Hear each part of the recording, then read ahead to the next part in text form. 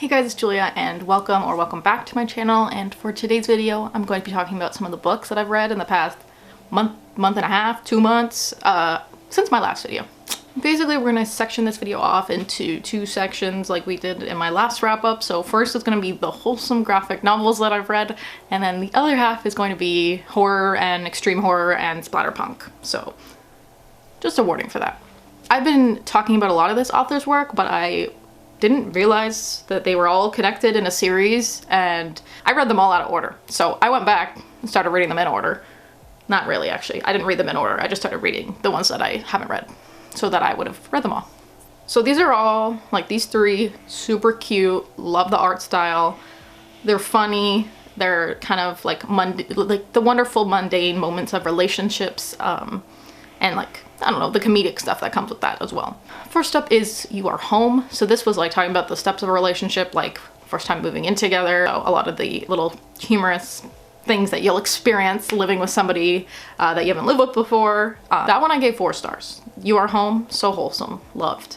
Snug was about dating and being with someone who's also your best friend, and like the joy that comes with that, and also the little playful realities of all of that as well.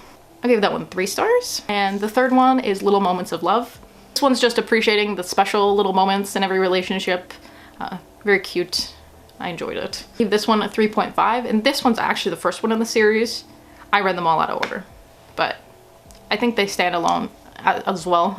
Next up here I have War and Peas. So I just picked this one up off Kindle Unlimited. I heard it was supposed to be funny, quirky, I guess, and I saw that the Grim Reaper was in it, so it has that really has the little bit of comedy with the Grim Reaper showing up saying things. So I really enjoyed that about it. It makes jokes and talks about like current life, death, and the afterlife. I gave this one 4 stars. It was really enjoyable.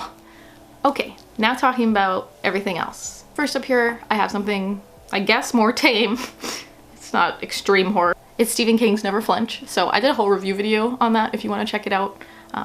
I really liked that video. I hope you guys enjoyed it as well. Basically, there's surrogate juror murders, and someone is killing in representation of every person on the jury because they convicted somebody that was actually innocent, and that person ended up dying in prison.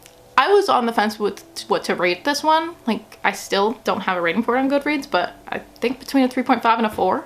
I quite liked it. Next here, I have to talk about Psychic Teenage Bloodbath.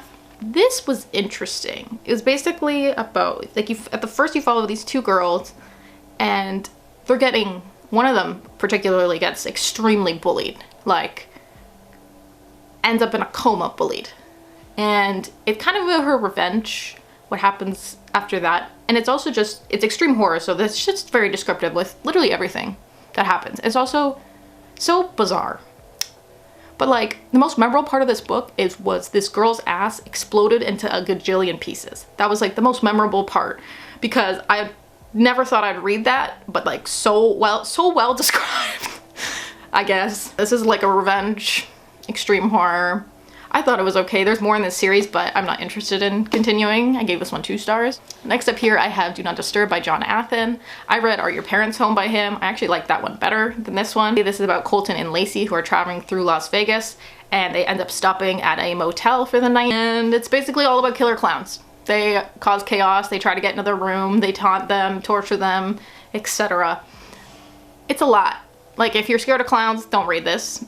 I only gave this one 2 stars, just I wasn't very invested in it, and I thought it just, I don't know, wasn't a huge fan. I have an interesting one. This is called Mary. So I heard of this one, and all I heard about it is extreme horror and that it's 7 pages. I was like, 7 pages? What happens in these 7 pages? Because I read some reviews, everyone was saying like the ending was never, they never expected the ending. Like the whole point is at the end of those 7 pages you get a twist. So I'm not gonna say too much about it because I didn't expect it. And I didn't know anything going into this book. Nothing. Just knew 7 pages, extreme horror. Yes, I would recommend this one. I gave it 3 stars, but if you're looking for something, or if you have Kindle Unlimited, or you're looking for something that's really short, that'll pack a punch, kind of not what you expect, then I would definitely recommend checking this one out. Now I have 2 to talk about that are a little, let's just say, like, the descriptions for these books say like all triggers apply, Yeah, so I'll have the story graph. Story graph I feel like is so much better with like categorizing their trigger warnings, and other people can post what the trigger warnings are than Goodreads. So that's why I always link the story graph. Just me. Only knew extreme horror novella is what I went into it knowing. And what the title, I guess, and the cover implies. So this is about Tristan. He's a misogynist. He's disgusting.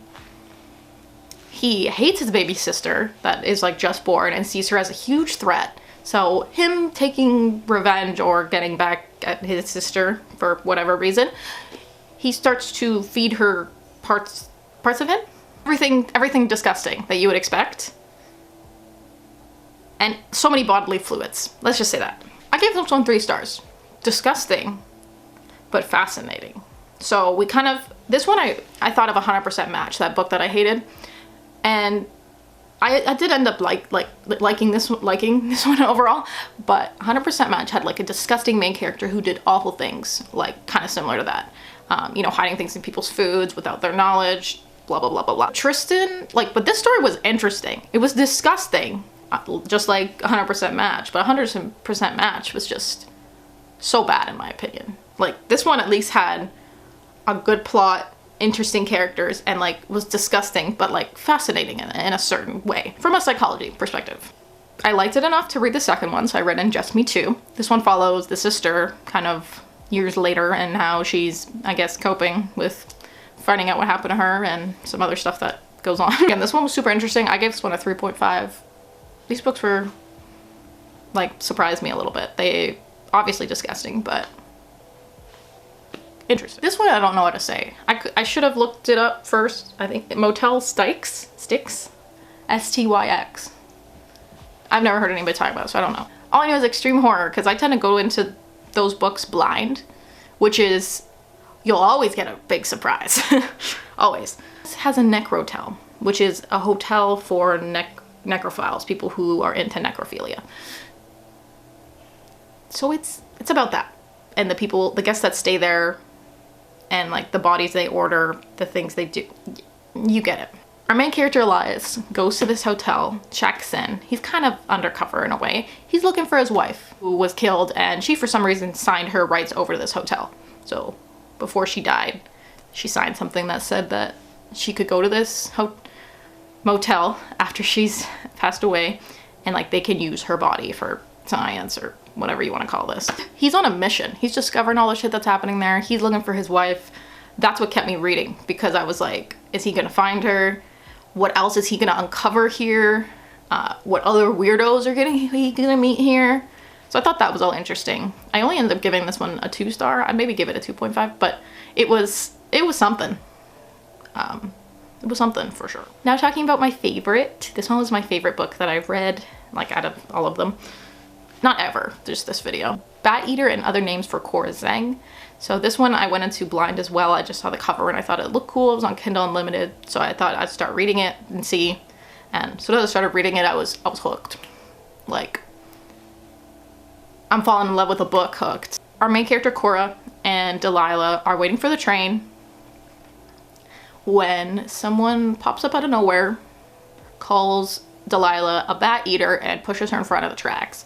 So you get a very detailed description of what happens to her body and stuff. Like, Cora's sister dies, and then she has to live with that horror and also bat eater and all that other stuff that comes with that. They're both Asian women. This has a lot to do with the discrimination that Asian people had to go through, like in general, but also particularly at this time. Cora notices there's a lot of murders and suicides in Chinatown, specifically involving Asian women, and starts to get suspicious, and she's a crime scene cleaner. So her and her 2 friends clean crime scenes, which also has some interesting descriptions.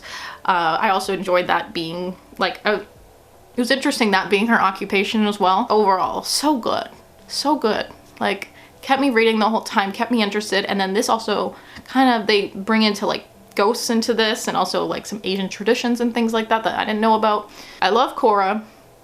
I love this book. It's so good. I don't know if this author's written anything else, but I would love to pick it up. I'd also love to get a physical copy of this book because it was my favorite. I gave it like a 4 or 4.5, which for me, that's really high. Last but not least, I have The Bug Collector. And this is another extreme horror that I went into not knowing much.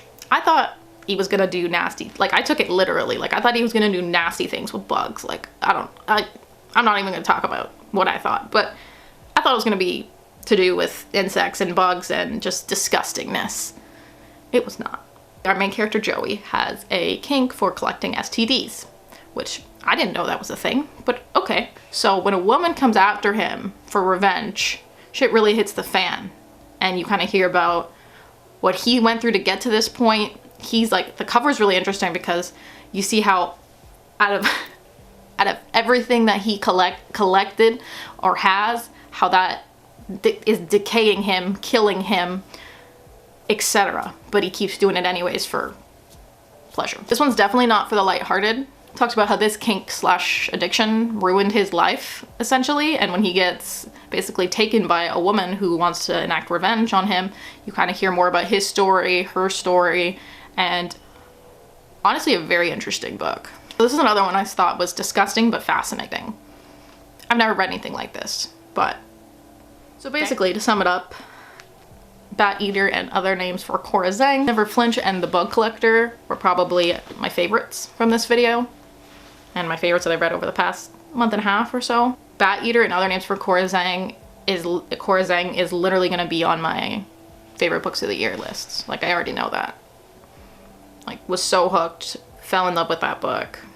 Definitely recommend that book. There you guys have it. Those are all the books that I've read recently. Thank you so much for watching this video. I hope you enjoyed it. If you want, comment a black heart down below so I know you made it to the end of this video. And let me know any weird books that you've read recently.